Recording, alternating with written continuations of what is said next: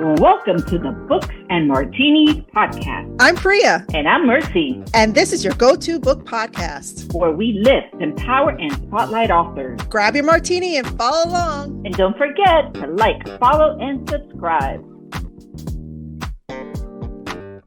What's up, everyone? Welcome to our podcast. I'm Priya. Cheers!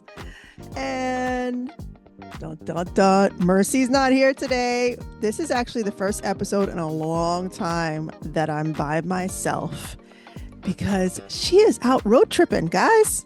She is road tripping with her sweetheart for his birthday. And I am here holding down the fort with my martini. Salud. Yes, it's okay to have a martini here and there by yourself. It's okay. It's okay. I'm not giving you permission, but it's okay. And it's September, guys. Welcome to the fall season. So I have to confess, as soon as October, yeah, that's where my mind is. As soon as August 31st hit, decorations went up. I pulled down all the fall decorations. I went to the Dollar Tree, the dollar store, and I picked up fall decorations. I'm obsessed. I want to absorb as much fallness and spooky season as I possibly can because this summer went by way too quick. So I'm going to soak it all up.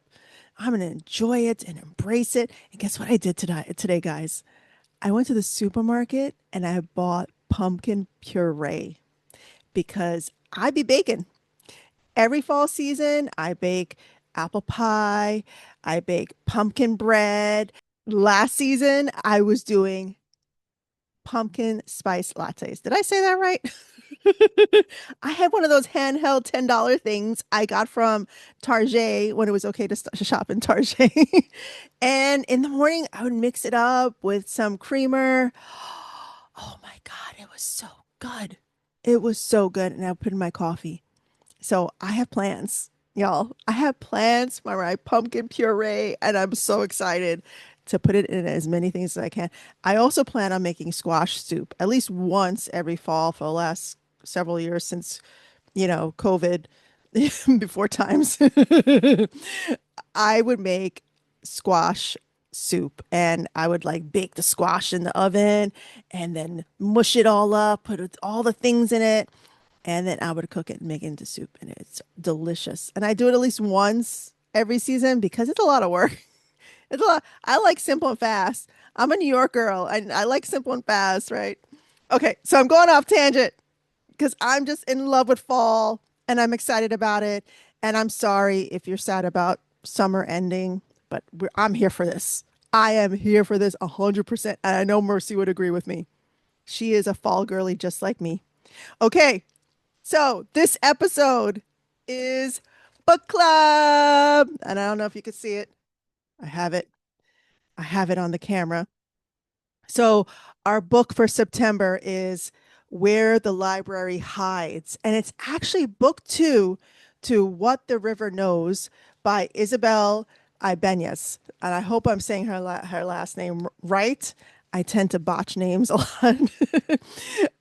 And book 1, we read in book club, I think last year or the year before, and it was so good. And it's totally Indiana Jones vibe. If you are a Gen Xer, you know exactly what I'm talking about. Maybe an older millennial, you'll know what I'm talking about. Indiana Jones. Yes, it was my jam back in the day. I saw all the movies, Temple of Doom, all that stuff. And this series definitely has a vibe. Now, it's a 2-book series, and this is the last book, Where the Library Hides. And I'm so excited to get into this, to find out what happens with the characters. And let me read for you what exactly this book is about. I got to put on my glasses. Give me a second. I'm looking cute in my glasses. Okay. This is the stunning conclusion to the story started in What the River Knows. Inez traveled across the world to Egypt, seeking answers about her parents' recent and mysterious deaths. But all her searching led her down a perilous road filled with heartache, betrayal, and a dangerous magic that pulled her deep into the past. When Tio Ricardo issues an ultimatum about her inheritance, she's left with only one option to consider: marriage to Whitford Hayes. And you guys, he is so dreamy in book one. The tension, you're just dying for something to happen between the two of them. He's a former British soldier, her uncle's aide de camp. I'm probably botching that too. And one time nemesis, because, of course, they got to do the enemies to lovers thing. Wit has his own mysterious reasons for staying in Egypt. With her heart on the line, Inez might have to bind her fate to the one person whose secret plans could ruin her. What? What? And then it ends it's a lush, immersive fantasy set in historic Egypt, filled with adventure and arrivals to lovers, romance like no other. Yes. You heard that? I just closed the book. And this book, guys, I picked up from my local library here in New York City. I highly encourage you to support your local libraries. They're all dealing with a lot of stuff here in the United States. But if you're not in the United States and you're in one of our European countries, I know we have a big following in Germany and in Ireland and in Dublin. Shout out, guys. And in Canada. Hi. And all over the world. Thank you for listening and watching us. So we are on YouTube. Did you know that? We're on YouTube. And it's slowly creeping up. Our subscribers are slowly creeping up. But I have 49 beautiful subscribers. Are you one of them?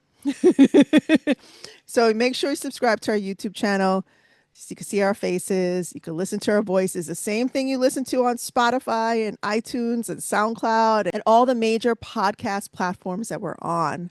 Make sure you check us out and follow and subscribe.